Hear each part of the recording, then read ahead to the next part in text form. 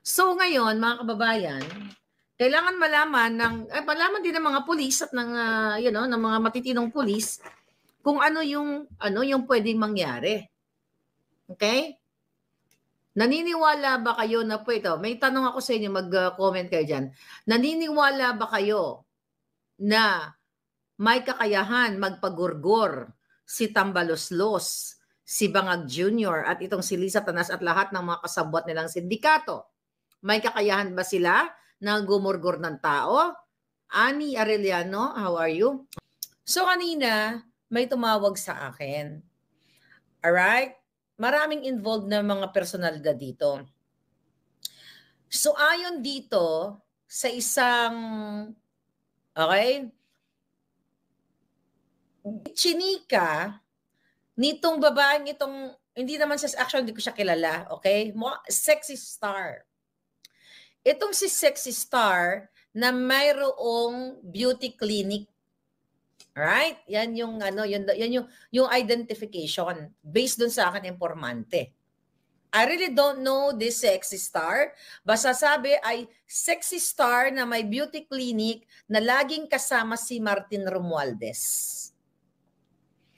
Itong si Sexy Star, mga kababayan, meron daw ito siyang ito ang tunay na meron siyang Jubetsky sa isang kaibigan ni Martin Romualdez na hindi Pilipino. Okay? Siya ay, I'm not sure, Malaysian ba or Cambodian. Basta hindi siya Pilipino. Okay? Siguro yung mga artista kilala niyo to.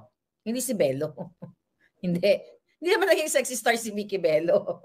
Sabi ni Amelia. Okay? Actually, hindi ko siya kilala. So, ang sabi ni Sexy Star, na mukhang hindi naman naging star, kasi tinignan ko, hindi ko talaga kilala yung mukha niya eh. Kinuwento niya kay sa journalist na tanong natin kay kanino ba yung kinuwento? Tanong natin kay Madam Corina, baka kilala niya to. Okay, so ganito Itong si Sexy Star na sinusuportahan ni Tambaloslos ang kanyang mga business venture dahil kaibigan etong kanyang Jubetsky daw. Kasi itong lalaki, showbiz na ito. Pero kailangan nyo malaman. Pero, itong lalaking hindi Pilipino ay marami ng kinasasangkutan na issue sa money laundering. Ibig sabihin, ito ay may mga kasalanan sa bansang Pilipinas. Alright? So actually, hindi ko rin alam ang kanyang buong pangalan, pero wag na muna natin pangalan, hayaan mo silang lumabas. Si Sexy Star may Jubetsky, okay, na hindi Pilipino, at sila ay magkaibigan ni Tambaloslos. Si Tambaloslos, si Romualdez ay laging nandoon sa mga events nitong Sexy Star at nitong money launderer na ito. Okay? Tama ba? Yung term natin. So ngayon, mga kababayan, sabi nung kay evidence, okay? Yung ebidensya na bangag si Junior, di ka pa maniwala kay? Okay? Ito nga pinipreempt natin, sinasabi sa taong bayan na kung magurgur nila si Cathy, I hope not. Diba? At ginagabayan naman yan ng Diyos ang mga taong nagsasabi ng katotohanan. Nagkwentuhan, itong si Sexy Star at itong si Tambaloslos na ipapagurgur daw si Cathy. Dahil sa kanyang expose na si Bangag Jr. ay pulboronic. Si Lisa, inabutan siya o inalok siya ng pulboron at ang mga anak. Okay, hindi yung kumar, hindi. So anyway, kaya pala tahimik sila. So posible, kaya nga tinatanong natin, ito ba ay gagawin ni Martin Romualdez na ipapagurgur niya si Cathy Binag? Dahil syempre, mga kababayan, once na matanggal si Bangag Jr., dahil sa issue niyang kinasasangkutan, lahat sila apektado. Lahat ng mga kawatan maaapektuhan, lalo na kung ipapa-aresto lahat. Lahat ng kinasangkutan ni Romualdez na crime. Okay? Lahat ng mga kinasangkutan niyang bribery, lahat ng pagbabayad nila diyan sa pagbibigay ng malaking mga budget sa mga kongresista, 'di ba? So ang question natin, kaya bang ipagurgor ni Romualdez, ni Tambaluslos si Cathy Binag? Kailangan ninyong malaman para maano na natin. Dapat sinasabi ito sa taong bayan. Sabi nung kausap ko kanina, actually tinatawagan ko si Cathy Busy lang siya, hindi sumasagot. Okay? Kasi gusto ko itong inform. Actually, text ko siya, mga busy ang lola nyo. Okay? Kaya sabi ko, sige, i-ano ko na to. Ipapalabas na natin to. Ang sabi sa akin, Miss Maharlika, kailangang ilabas mo yan to protect Cathy. Kasi pinagkakalat at napakadaldal nitong sexy star na ito na mayroong beauty clinic, okay, na willing daw ipagurgor ni Romualdez si Cathy Binag dahil sa kanyang expose. Alright? Wala dyan. Hindi ka kilala yung babae eh. Okay? Hindi ka kilala yung mga pangalan na inaano ninyo, hindi nakikita. Alright? Okay? Ngayon, ano ang gagawin natin ngayon? Dapat i-comment nyo sa kanilang mga Facebook page. At dapat i-echo ninyo na pwede talaga nilang gawin ito na ipagurgor, okay? Ipagurgor si Cathy Binag dahil sa matindi niyang revelasyon. Alright? So yun ang breaking news natin. Ipinagkakalat ng babae na ipagugurgor yan si Cathy Binag dahil siya ay nagsalita. At napag-alaman ko, ito baka kilala nyo sa showbiz, no? Napag-alaman ko na itong sexy star na ito, based dun sa informante ko, ang laki daw talaga ng insecure nito kay Cathy Binag noon pa. Alright? Then minsan, tinret niya si Cathy. Ayon sa akin, ito grabe, dahil pala natin hindi alam. Itong sexy star na ito na Chipanga, na ayon sa aking informante, sa ating puting langgam. Okay? Alright? Ang tawagin natin yung mga showbiz personalities natin, ang mga puting langgam sila. Kasi diba mga puting langgam, tulong-tulong. Ano yun? Viva Hot Babes, hindi. Ayan. Ngayon, mga kababayan, may gugurgurin lang ako. So ngayon, mga palangga, so ito palang babaeng itong sexy star, minsan, okay, matagal na to, tinret niya si Cathy na sinasabi niya, pinagyayabang doon sa grupo na, sabi niya, 5,000 lang yan si Cathy, pwede na yung gurgurin. At alam niyo kung sino, may nagurgur talaga. Alam niyo kung sino nagurgur?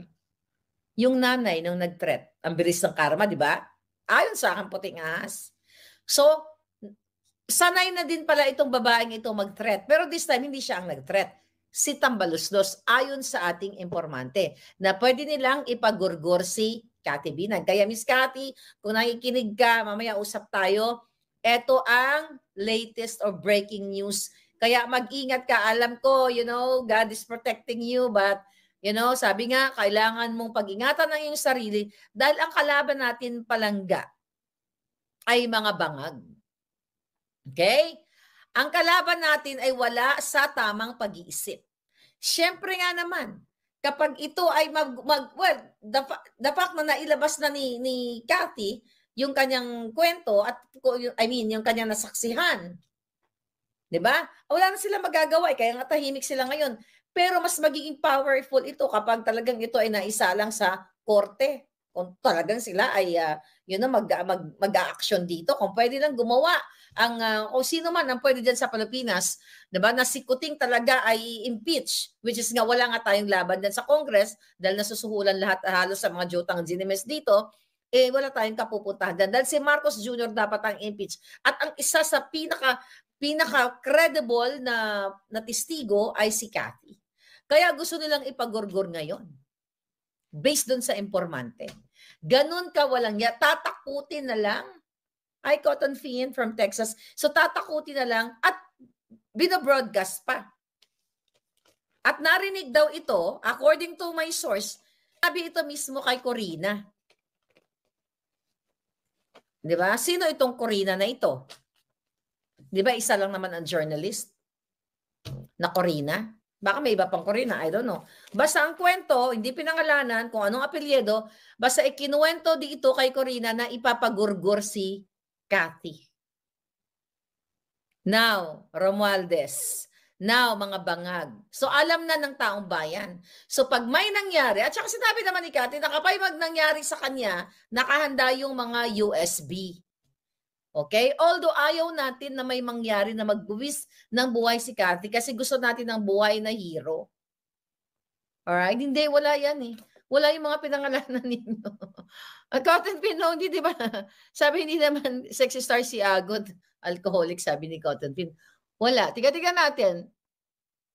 Basta ito daw ay may clinic eh. Parang gumagawa ng mga stem cell, kung ano-ano. Stem cell beauty, whatever. Okay? Bulok ang gobyerno. Hindi pa matanda, bata pa, mas nasa ano lang. Bata pa, hindi bata, nasa 40s yata. Early 40s. Laos na hindi naman daw sumikat. Pumato lang daw ito sa money launderer, kaya nagkapera. O maghanap kayo ng money launderer dyan. Mag-google kayo. Hindi yan si Vicky Bello. Tigilan niyo si Vicky Bello, hindi siya. wala naman siyang kabit na foreigner, 'di ba? Bata yung kanyang jowa. So hindi siya. Okay? At saka hindi rin Amerikano, si Patricia is Amerikano ang jowa niyan eh. All right? I don't know. Parang hindi ko alala kung ex ng politiko. Basta sinend lang sa akin actually yung information na itong babaeng ito ay nagpapakadat. Hindi rin si Keanu Reeves. Gusto ko yun si Keanu. Lokaret yan. Nakakatawa yun eh. Okay. Sige nga, tingnan natin. Nakakatawa naman kayo. Ano pinagsasabi nyo? Anyway. Pero kailangan nating labanan ito mga palangga. Kailangan labanan natin sila sa information. Now you know na pwedeng ipagurgur si Cathy according to my source. At ito pa, mga kababayan, yun lang gusto kong sabihin sa kay Cathy, no? Kung naririnig niya tayo. Ngayon, mga kababayan, it's another thing about that. Punta tayo sa susunod na topic natin. Alam nyo na, i-comment nyo lahat na wag yung protect Cathy. Lagay nyo, protect Cathy. Kung ano man ang hashtag natin. My God, yung mga nananahimik na ng mga artista, pinagpapangalanan nyo. Sabi ni Rob, si Ay, hindi naman sexy star si Ay. Gusto ko yan si Ay. Nakuloko talaga kayo. But ganun pa man, here's the thing. Here's another breaking news. Mga kababayan. So, ito, binabasa lang natin. Okay. Okay. Ito ay tungkol sa impeachment ni Inday Sara, di ba? Sabi ko sa inyo ay hinahain at binanggit na rin ito, marami na nagbalita. Pero isa ako sa nagsabi sa inyo na i-impeach nila si Inday Sara. Ang sabi dito, Miss Maharlika, sabi ganon, mahirap lutuin ang impeachment ni Inday dahil wala namang impeachable ground. Kaya ang gagawin daw po, okay? Ang gagawin daw po ng Congress, hindi nila itatakel ito sa plenaryo. Okay? At bibiglain na lang ang paghain. Alright? So, hindi daw nila itatakal sa plenaryo, bibiglain na lang yung paghain. But the super committee, yung super committee nila, were tasked to be discreet in giving information about the plan po. At kung bakit daw inilalabas agad sa iyo. Sa akin, kay Maharlika. Kaya ang gagawin daw po nila, isisekreto nila, di nga pag-uusapan sa plenaryo, bibiglan nilang. Kaya no wonder, chinek ko yung balita. Ang sinasabi ng mga kongresista, yung mga sila, ano mga pangalan nun?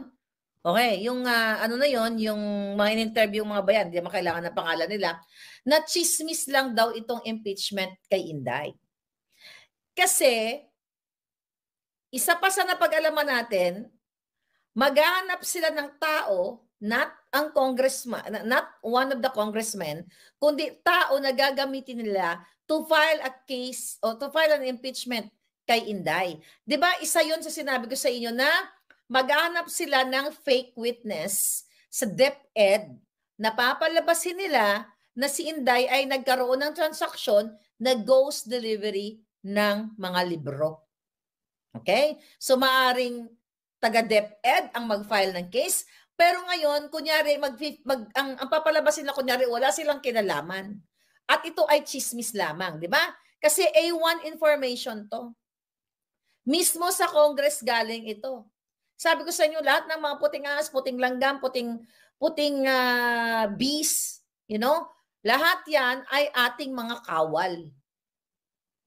Yung mga bees and yung mga langgam na bago natin, okay? Nagkukumpul-kumpul sila ngayon para magbigay ng information. So now you know na itong ano na to, itong mga kongresista na to at mga kasabot ni Bangag Jr., hindi sila nagtatrabaho for you. Ang target nila kung paano maghanap ng fake witness, sinong mahanapin nilang taga-gurgor kay Cathy Binag, sino ang hanapin nila taga-gurgor kay Maharlika, di ba?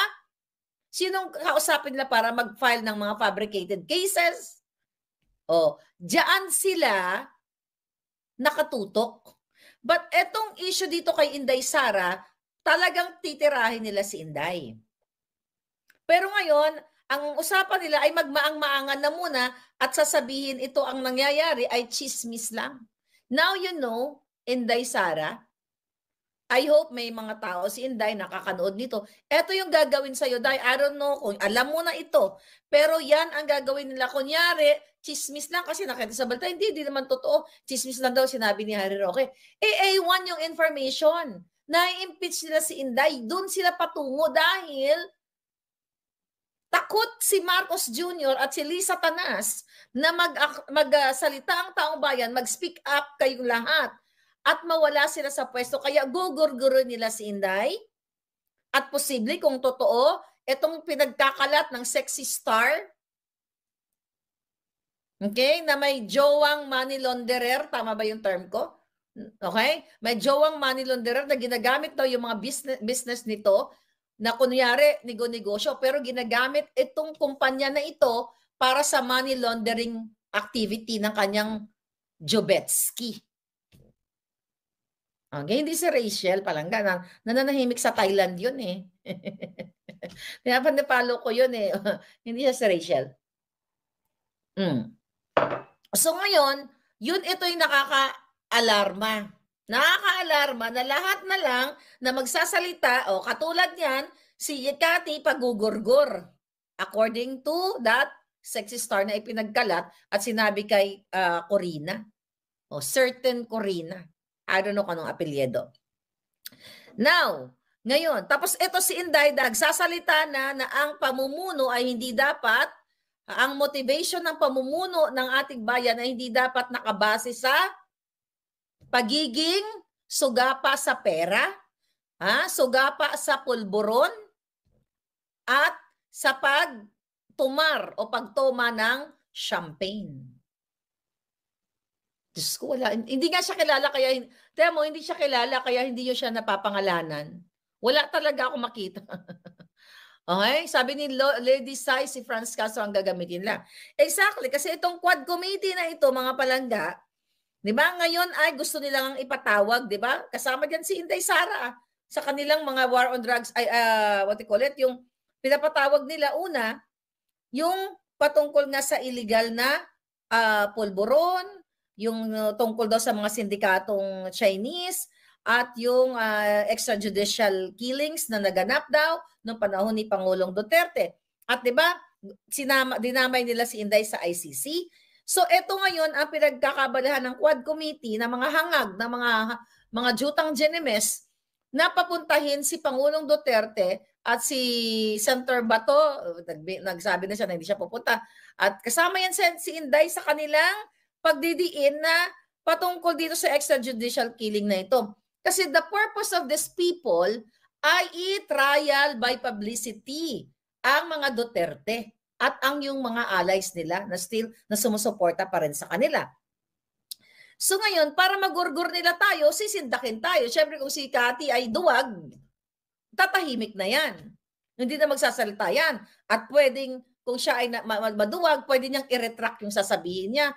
Ay, pasensya na po kasi nagpupulburon lang po ako. Pwede siyang tutukan, something. Pero hindi, sa pagkakakilala ko in short period of time na pagkakausap ko kay Cathy, halos nagkakwentuhan na kami ng buhay namin at halos similar ang buhay namin sa pakikipaglaban sa buhay. That's why I really admire, okay? I really admire this lady kasi napakatapang. So ngayon, pwedeng sasabihin na tutukan or something kay Cathy, tatakutin, na i-retract mo yung sinabi mo. Okay? Pag nangyari yan, ibig sabihin, nasa danger ang buhay ni Cathy. So we have to protect. Kasi mga kababayan, very consistent siya sa mga pag-uusap at sa interview namin na nakita niya si Bangag at kasama ng ex-partner niya na sumisinghot ng pulburon. And supported with this video, mga kababayan, okay? At yan, ito na nga, itong ating figure 4 dito sa ating authentication dito sa Amerika. Na si Marcos Jr. ay bangag. So ngayon balik tayo dito sa quad committee na ito na gusto nilang ipatawag. Gustong pag-usapan ng Kongreso yung POGO daw, 'di ba? Pilit kasi nilang dinidiin diyan si Spokes Harry Roque. Na si Harry Roque ang may nag-abogado dito sa POGO operator. Pero ang totoo, sabi ko nga mga kababayan, eto, katulad nung pinangako ko sa inyo noong 2022 na mayroong pulburon video. Meron akong hawak na ebidensya na si Lisa Tanas, si Marcos Jr., a certain Daza, at itong si Cassandra Ong ay katabi ni Lisa Tanas. Yung moment na yon, ayon sa ating informante, mga kababayan, okay? Hi, shout out kay Agent Morales. Mukhang natumbok mo, but don't say anything palangga. Mag-usap tayo mamaya. Okay? Mukhang natumbok. Ito si Agent Morales, ang daming alam dito. Nag-message. But ganun pa man, balik tayo dito sa issue natin. Ikaw, itong mga mga jutang ginemes na ito, gusto talaga nila idiin ang mga Duterte at ang supporter ni Pangulong Duterte at supporter ng bayan na si Harry Roque. Very spontaneous si Harry Roque nung siya ay nag-testify ng ilang beses dyan. Na sinasabi niya na ang kanyang kliyente ay Whirlwind, not the POGO operator. Okay? You know? So ngayon, yung sinasabi kong picture, nandoon yung mga iba pang mga POGO operators, lalagyan natin ng label later on yun, yung picture na yun, once na inalaw na tayong ipakita yun. Tandaan ninyo, yung mga nagbibigay sa akin ng information, they trust me so much. Even hawak ko na yung ebidensya na pwede ko na ipakita sa inyo. I-breach ko na yung pangako ko. Pero, you know, meron tayong word of honor, kaya pinagkakatiwalaan tayo ng puting as. Ang sabi sa akin, Miss Maharlika, huwag mo muna ipakita yan. Kasi ayaw pang, yung source niyan, ayaw pang pumayag. I mean, nagdadalawang isip. Siyempre, siguro may takot. Pero gusto kong sabihin, kayo, mga yawa kayo, anong mga pangalan nila? Yung quad committee, lahat kayo. Adjong, Ortega, Barbers, kung sino pang mga Corimao dyan. Kung gusto nyo pa imbestigahan ang POGO at kung sino ang mastermind, dapat ang kinakaray nyo dyan si Lisa Araneta Marcos, si Marcos Jr., okay? At ang mga bangag dahil sila ang mastermind ng POGO operation. Akalain nyo pinagyayabang ni Bangag na hanggang December na lang ang POGO. Then the next day, okay? I-improve yung online gaming. It's the IGL. It's the same FUCKING story. Diba? Kunyari, binibida-bida sa SONA, natitigil na tong POGO na ito hanggang December na lang para lang may masabi sa SONA. It's the same thing with the 5,500 flood control na isang drawing lamang o isang kathang isip. And now, after the POGO, announcement sa SONA na hanggang December na lang, tapos yung mga dilawan, mga bangag din, palakpak kunyari kay Kuting kasi nakikinabang sila. And now, the next day, hindi, magkakaroon ng improvement ay ng ibang what do you call it? Ibang gaming, pero it's the same thing online. Alright? Sabi ni Raul, si Gretchen, no. Ang partner ba ni Greta is foreigner. Okay? Ang partner nito, foreigner. Jubetsky daw siya. Kasi may asawa si foreigner na money launderer sa ibang bansa. Kaya nga pa ganon-ganon lang daw, di ba? Homewrecker. Di ba? Galing ano? Galing talaga ng mga kaano. Ang galing talaga ng mga kaalyado ng mga bangag na ito. Kung hindi mga addictus benedictus. Alright?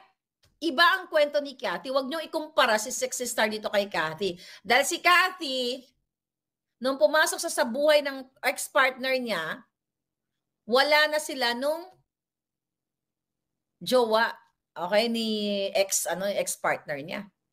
Actually, kung pwede ko, pag inalaw ko lang, ha? Pag inalaw lang ako ng Joting Ahas na i-play yung audio, putangay na. Mawiwindang kayo.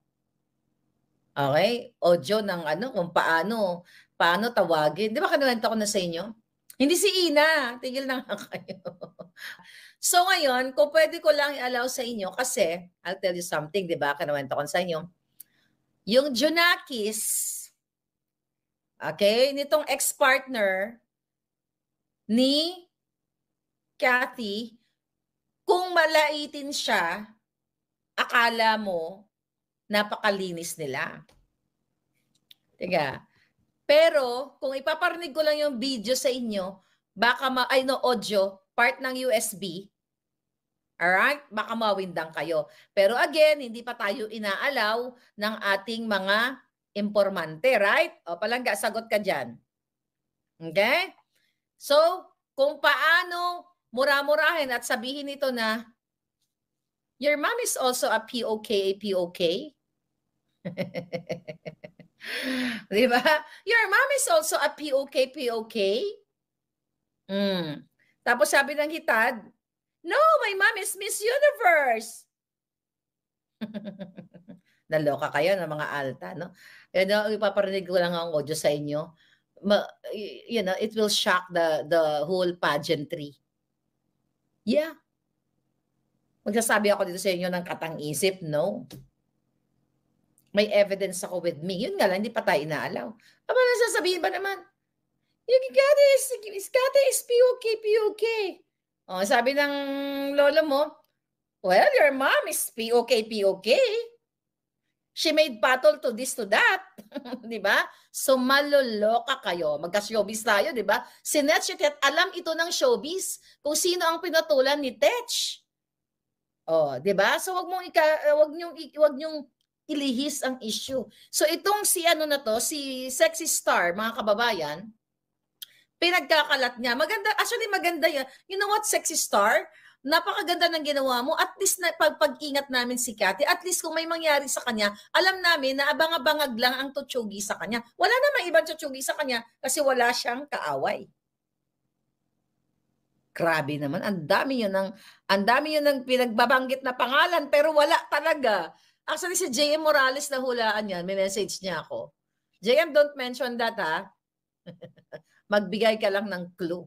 Basta may jowa siyang money launderer. O, naglalaban ng pera.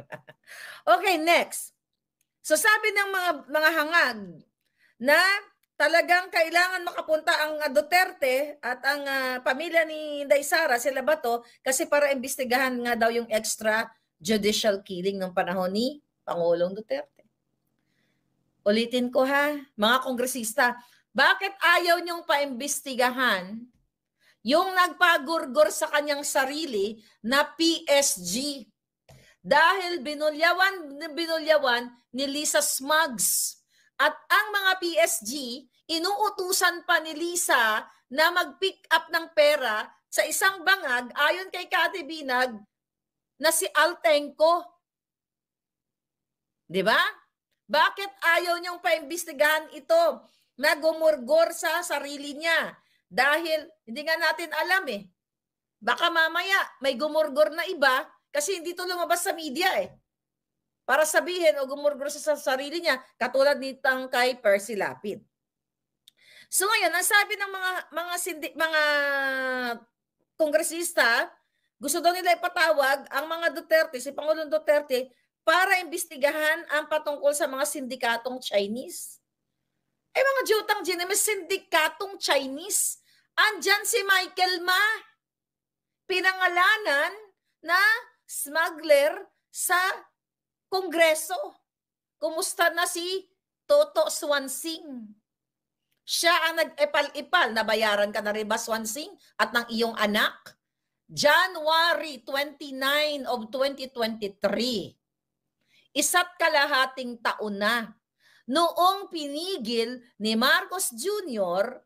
ang hearing diyan sa smuggling na yan. At ang nasasangkot diyan, mga sindikato, mga Chinese syndicate at mga kasabwat ni Lisa at ng pamilya niya sa Bureau of Customs. At ikaw, dating Senate President Zubiri, isa ka sa ka-meeting ni Bangag Jr., kasama mo si Romualdez doon sa sinasabi niya na legislative agenda, then after that meeting, hindi nyo na tinuloy ang hearing. Ngayon, Zubiri, di ba tinraidor ka nila dyan sa Senate presidency na yan? Bakit hindi ka ngayon i-redeem mo yung sarili mo? Bakit hindi mo ibukelya sa taong bayan kung ano ang inutos sa'yo ni Bangag Jr. para hindi ituloy ang hearing dito sa mga sindikato at smuggler na mga Chinese? Bakit si Duterte ang dinidiin ninyo? Ito namumuno, kasabwat lahat ng mga Chinese, hindi lang Chinese, at iba-ibang mga lahi sa kanilang mga sindikato, sa kanilang mga pag-aano ng pulburon. Bakit hindi nyo pa imbestigahan? Barkadahan. Thank you, Palangga. Mag-ingat ka, Miss Cathy at Dear Palangga. Shirley Xiao. Thank you so much, Palangga. So bakit hindi nyo pa imbestigahan ang involvement ng pamilya ni Bangag at ni Lisa dito sa mga sindikatong Chinese? Bakit ang nananahimik na si Pangulong Duterte na supposedly i-enjoy niya na yung retirement niya, pinag-iinitan ninyo? Bakit? Kasi napakalakas ng lolo natin. Sa kabila ng paninira ninyo, hindi mabubura sa isipan ng taong bayan na minsan ay meron siyang sinabihan na napakayaman at bilyonaryong lusyutan na kapag hindi ka nagbayad ng tax lusyutan, ay tutuliin kita. Nataranta si lusyutan, ayun, nagbayad ng 6 billion. Bakit ito ang tinitira nyo? Yung may mga accomplishments na napabago niya ang sistema dyan sa airport.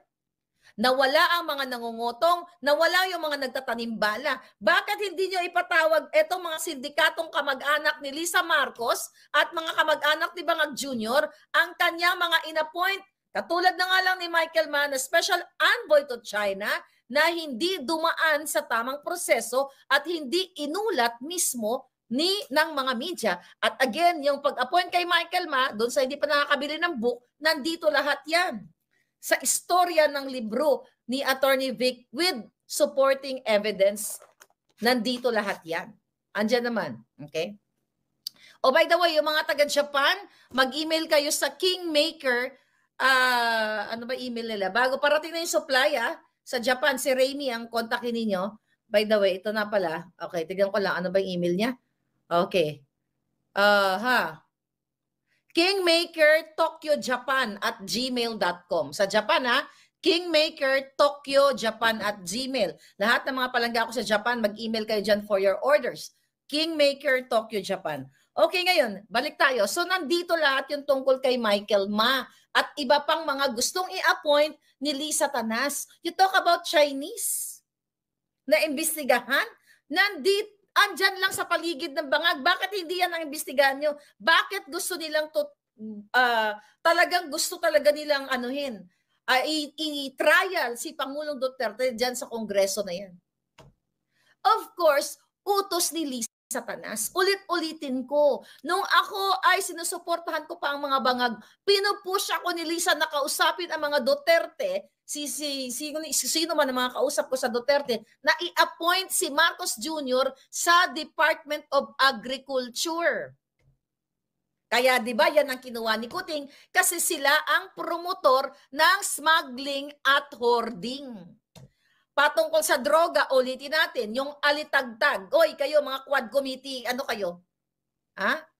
Quad committee ng Kaletsehan. Yung alitagtag na nahulihan ng pulburon, 1.8, naging 1.4, naging 1.2. Nasaan na? Protektado yan ni Bangag Jr. Protektado yan ng bangag na gobyernong ito. Protektado ni Lisa Tanascia mga yan. Dahil kung gusto nyong malaman kung sino ang nasa likod ng alitagtag pulburonik na yan, bakit tahimik kayong mga jutang ginemes kayo? Bakit? Napakalaking pulburon niya nasisira sa kinabukasan ng taong bayan. But you don't do anything because alam niyo sa sarili ninyo na ang mastermind ng lahat ng nangyayari sa Pilipinas, smuggling, kidnapping, pulburonik, walang iba kundi ang mag-asawang bangag at ang pamilya nilang mga bangag. Kaya nga si Amy Marcos, magsalita ka na. Hindi ngayon, bukas. Pag hindi ka nagsalita bukas, Senator Amy Marcos, pag hindi ka nagsalita bukas, okay, ayan ang mga palangga ko. Yayariin kayo ng mga palangga. Sabi ni Palaigit, si Kong Adjong ay kawatan yan. Palangga, halos naman sila dyan lahat kawatan. Kung meron mang hindi, mangilan-ngilan na lang siguro yan. Now what? Okay? Ano sabi mo, Barbie? Ano sabi ng mga kongresista? Kaya daw nila imbitahan si Pangulong Duterte kasi titignan, gusto daw nilang malaman yung mga eksperyensya at wisdom. Putang inuulol kayo. Gusto lang daw nila malaman yung eksperyensya ni Pangulong Duterte at wisdom. O, di-interview niyo si Pangulong Duterte. Ikaw, Barbers, umayos ka nga. Gusto mo malaman yung experience ni Pangulong Duterte at yung wisdom niya? O pumunta ka sa kanya, humingi ka ng tulong sa kanya. Mr. President, gusto mo, para daw makatulong kung paano sila mag-craft ng batas, maggawa ng batas sa Congress. Eh di kadyutahan, pinagluloko tayo. No, your purpose is litisin sa inyong korte, dyan sa Congress, at hahanapan nyo ng butas para i-contempt nyo o pahiyain ninyo, katulad ng ginagawa nyo dyan sa pag-contempt kay Lorraine at kay Eric, kay Morales at sa iba pa. At doon sa pag-try niyong i-contempt, itong si Spokes Harry Roque. Katulad ng ginawa ni Gatchalian. Yung mga nayupak kayo, ang laman ng jutak nyo ay laman ay burak. Wala naman kayong alam. Your purpose is para mangawat. Dahil kung kayong mga kongresista para sa Pilipino, ang gusto ninyong mangyari, matagal nang asensado ang Pilipinas.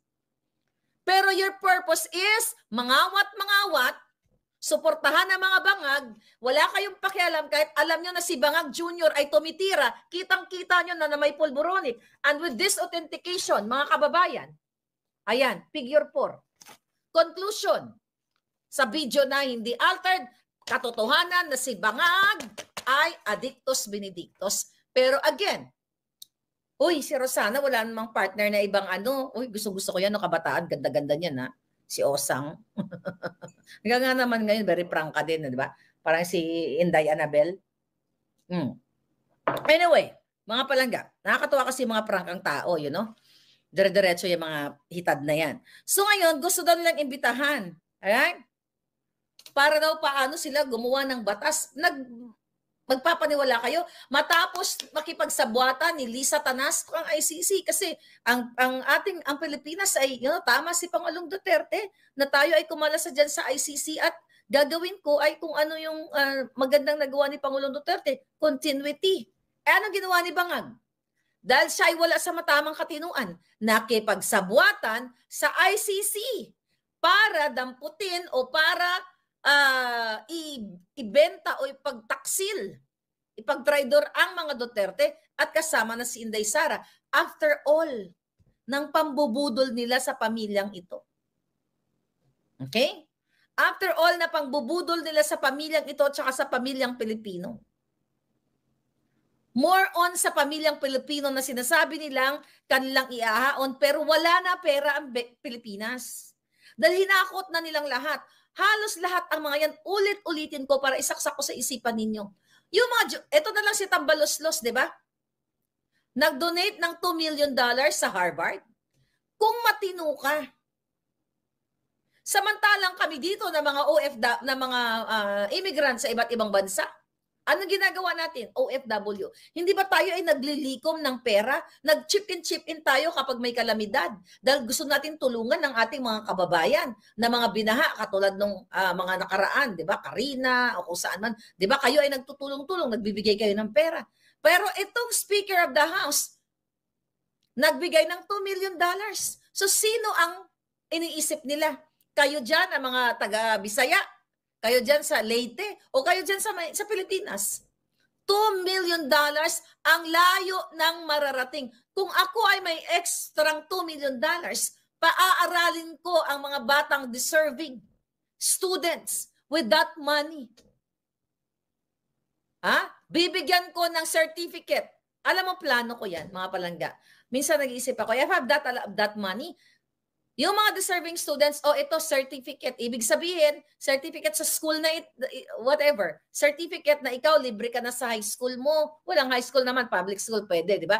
Libre naman sa atin. Pero mga college mo, ikaw 4-year course ka palangga. Tapusin mo lang yung high school mo. O saan ka nakatira? Let's say Manila. O sige, meron kang scholarship sa ganitong school. Saan ka sa Cebu? O ganyan. O may ganito kang scholarship na kahit anong kurso mo, prepaid na yan, bayad ko na yung eskwelahan na yan. Binayad ko na. Kung ako ay may $2 million, yan ang pangarap kong gawin. But I don't have $2 million, mga palangga. Kahit 1 million, wala.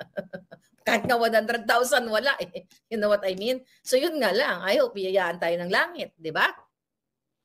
So, yun yung pagkakaiba. Sila, itong mga politika to, they don't care. Kasi magpapasikat lang sila or merong bawi yun. May catch yung pagdodonate. They don't care kasi hindi naman nila pera yun eh. Pera ng bayan. Payat nga lang yung $2 million eh. Yung 1 trillion na flood control, saan napunta? Yung 800 billion na unprogrammed funds, yung sa PhilHealth at marami pang iba. You know what? Everyday nangangarap ako. As in, ito yung pangarap ko. Pinapagalitan na ako ng mga Junakis ko, Mama, paggising mo, puro na lang politika, puro ka lang mura-mura. Sabi naman ako, dati minumura mo si Noynoy, ngayon patay na si Noynoy, iba na naman ang minumura mo. Sabi ko, mga jutang gentlemen, sabi ko, anak, I cannot change my DNA. Doon ako pinanganak eh. Doon tumitibok ang puso ko. I left my heart in the Philippines. Parang I left my heart in San Francisco, di ba? But it's true. Kung meron akong kapasidad na ganyan karaming pera, ang dami ko ng eskolar ng bayan ngayon, totoong eskolar. Pero itong mga politiko na to, halos lahat yan may bahay sa Amerika. May bahay sa Thailand. Kasi yan ang mga destination nila ngayon dyan. Dahil actually may mga nakausap ako ng mga prominenteng tao na they chose to retire in Thailand. They chose to stay in Thailand. Kasi nag-e-enjoy sila doon na walang nakakilala sa kanila at hindi daw corrupt ang gobyerno ng Thailand. Sa Pilipinas, pag dinegosyo ka, pagpasok mo pa lang sa, what do you call it, sa barangay, pagkuha pa lang ng mga business permit, lahat kawatan na. Doon sa Thailand daw, may mga kakilala tayo doon, ng mga prominenteng tao, na very smooth sailing yung may mga negosyo sila doon. So imagine niyo, how can you invite, ngayon may mga drama si Kuting about the tourism, how can you invite tourists or mag-retire sa Pilipinas kung tayo ay 5 tayo sa most riskiest in the world. At tayo ay hindi pinipili as one of the countries na hindi magandang destination to retire because of the high crimes. Pagpasok mo pa lang, sabi ko nga pa, ulit-ulit sa airport, mga kawatan na yun sa loob ng airport. Asikaso ka ng mga anything papeles, ang mga jutang ginemes, mahinang lagay. Panahon ni Duterte, yan ang pinarioritize niya, ease of doing business. At dapat kapag nag-ayos ka ng papel, right there and then, isang araw lang tapos na, katulad sa US. Taga ka lang ganun. Lahat online Pati signature online. Hindi ka na kailangan pumunta sa City Hall.